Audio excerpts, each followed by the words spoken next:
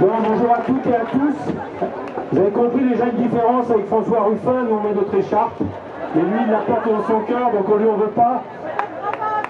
Et la cravate, non. Ça, je suis d'accord avec François. Et on s'est mis d'accord là-dessus et on s'est libéré de la cravate. Bon, enfin, c'est pas ça dont je vais vous parler aujourd'hui parce que c'est pas le plus important. Vous savez, aujourd'hui, le travail il est un peu compliqué à l'Assemblée parce qu'en face de nous, on a des gens qui adoptent un discours orwellien. Vous savez ce que c'est Orwell, hein, 1984. Bon, en gros, ouais, mais je le fais en bref pour ceux qui ne savent pas forcément. En gros, c'est la guerre, c'est la paix. La liberté, c'est l'esclavage. Alors, il nous répète ça depuis des jours. Il nous explique que, au final, la meilleure protection, c'est d'affaiblir la loi qui protège. Que le meilleur des droits, c'est de supprimer les droits des salariés. Il nous explique que finalement, ils font ça au nom de la liberté des salariés. On avait lu des phrases assez extraordinaires dans l'Assemblée où on nous expliquait que finalement les salariés étaient protégés à l'insu de leur plein gré. Si, c'est vrai, je vous assure.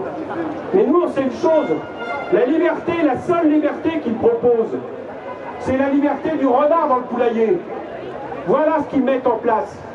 Alors oui, on a beaucoup de mal à leur faire dire qu'effectivement, alors que c'est noir, clair et net dans leur texte, noir sur blanc j'allais dire, c'est bien la version des normes qu'ils nous proposent. Ils jouent un peu avec les mots, ils parlent de donner la priorité à la négociation collective, virgule, notamment dans les entreprises. Et ils ont même, dans un amendement nocturne, rajouté quelque chose. Ils ont expliqué que ça pouvait aller jusqu'aux établissements. Autrement dit, ce qui pourrait demain faire la norme, c'est pas seulement l'accord d'entreprise par rapport à la loi, mais ça va jusqu'aux accords d'établissement, c'est-à-dire des succursales par rapport à l'entreprise. Donc ils vont à fond jusque-là. Ce que je ne comprends pas, c'est pourquoi, quelque part, ils ne le revendiquent pas. Parce que, au moins, Hollande, en 2011, avait fait un texte où il expliquait que c'était son projet, de mettre le contrat au-dessus de la loi. Et Emmanuel Macron, quand il explique qu'il veut un pacte girondin, il ne parle pas des Girondins de Bordeaux, hein, il fait référence à la Révolution française, ou quand il explique qu'il veut une France contractuelle, eh ben, en réalité, ce n'est rien de moins, effectivement, que de dire que le contrat dans l'entreprise est supérieur à la loi. Et là aussi, les députés d'En Marche nous décrivent un monde de bisounours, d'une entreprise dans laquelle finalement il n'y aurait plus de conflit. Pourquoi va-t-on embêter le lien entre l'employeur et le salarié?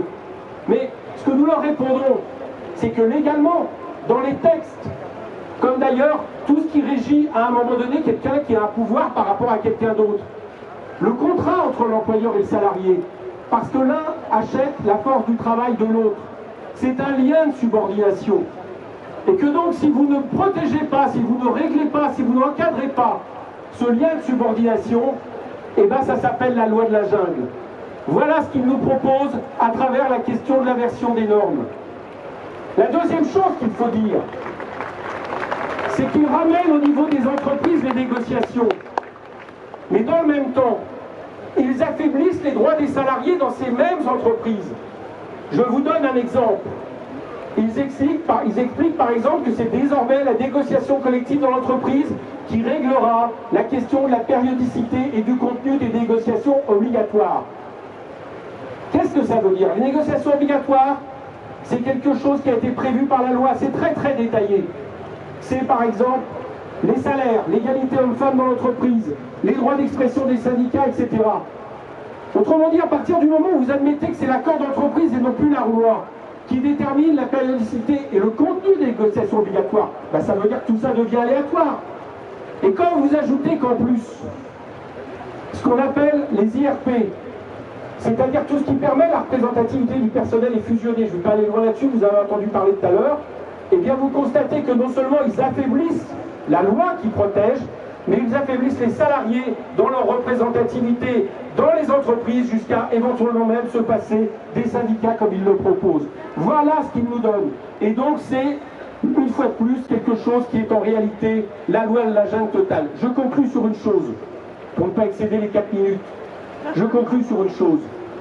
Ce qui est étonnant, c'est que, donc, à les entendre, tout ça est un ordre naturel. Quelque part, finalement, les négociations viendraient naturellement dans les entreprises.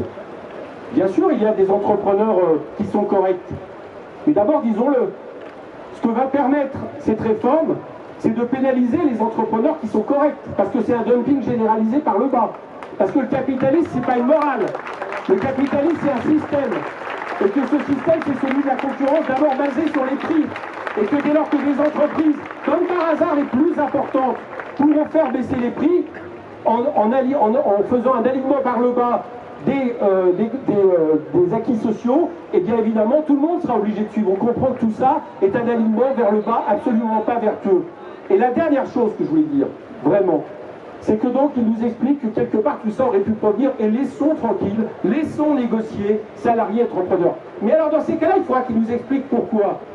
Il a fallu la Libération, le Conseil national de la résistance, pour faire en sorte d'inscrire dans le préambule de la Constitution 46, article 8, le fait que les salariés, c'est constitutionnel, ont leur mot à dire dans les entreprises. Pourquoi il a fallu des lois arrachées par les luttes sociales, jamais données, que ce soit en 36, que ce soit en 68, ou même que ce soit de manière différée en 81, pour défendre les salariés. Donc tout ce qu'on leur répond, c'est que quand on sera au pouvoir, on va restaurer toutes ces lois.